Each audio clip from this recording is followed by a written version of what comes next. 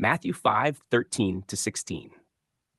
In the opening section of the Sermon on the Mount, the Lord addresses his disciples with imagery drawn from everyday life: salt and light. These metaphors are spoken within the historical setting of first century Israel, during a time when the Old Covenant age was nearing its conclusion and the kingdom of heaven was being revealed through the presence of the Messiah. Jesus says, "You are the salt of the earth, but if the salt has lost its savor, wherewith shall it be salted? It is thenceforth good for nothing, but to be cast out and to be trodden under foot of men." Salt in the ancient world preserved food and prevented corruption. Within Israel's covenant history, salt also symbolized the enduring nature of covenant relationships. Offerings were seasoned with salt under the law, signifying permanence and purity. When Jesus declared his disciples to be the salt of the earth, he was speaking to those who were witnessing the turning point of redemptive history. Israel stood in a time of transition.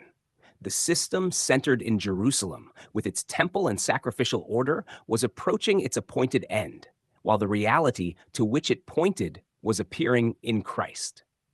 The disciples were those through whom the message of the kingdom would spread throughout the land of Israel and eventually to the nations. Their presence and proclamation preserved the knowledge of God during a generation marked by increasing rejection of the Messiah. In that sense, they functioned as salt within the land, preserving what remained of covenant faithfulness in the midst of a nation moving toward judgment. Jesus then warns about salt losing its savor. In the ancient world, salt mixed with impurities could lose its usefulness, leaving only tasteless residue that was discarded and trampled. The imagery reflects the seriousness of Israel's covenant responsibility during that generation. A people entrusted with divine revelation, yet rejecting the one to whom the scriptures pointed, were in danger of becoming like worthless salt.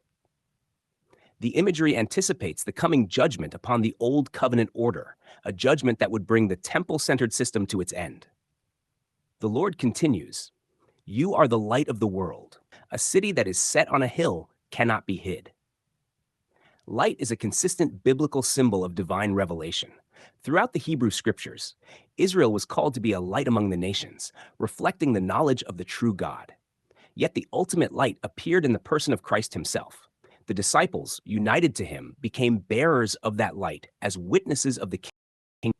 The phrase "city set on a hill" evokes imagery familiar to the hearers of Jesus' day. Cities built on elevated ground were visible from great distances, impossible to conceal. In the same way, the revelation unfolding through Christ and his apostles could not remain hidden. The message of the kingdom was destined to be proclaimed openly and widely during that generation. Jesus adds, "Neither do men light a candle and put it under a bushel, but on a candlestick, and it gives light unto all that are in the house." A lamp was meant to illuminate. In a small first-century home, one lamp could light the entire dwelling. The imagery highlights the purpose of the revelation entrusted to followers. The truth concerning the fulfillment of God's promises in the Messiah was not intended to remain concealed. It would be openly declared, spreading throughout the house of Israel and beyond. The light being revealed through Christ was not rooted in human effort or moral attainment. It came through the unveiling of what God himself was accomplishing in his Son.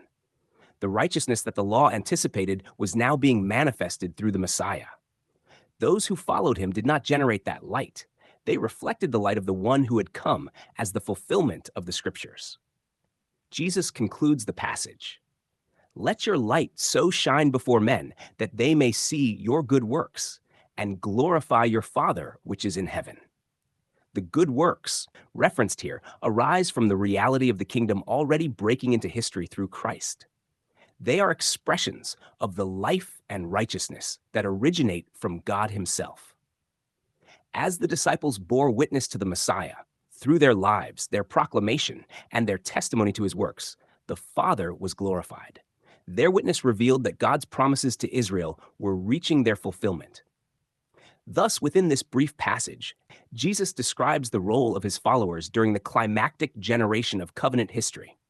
They were the preserving salt within the land, and the visible light revealing the arrival of the kingdom. Through them, the revelation of God in Christ would shine openly before the world. declaring that the long awaited fulfillment of the scriptures had arrived.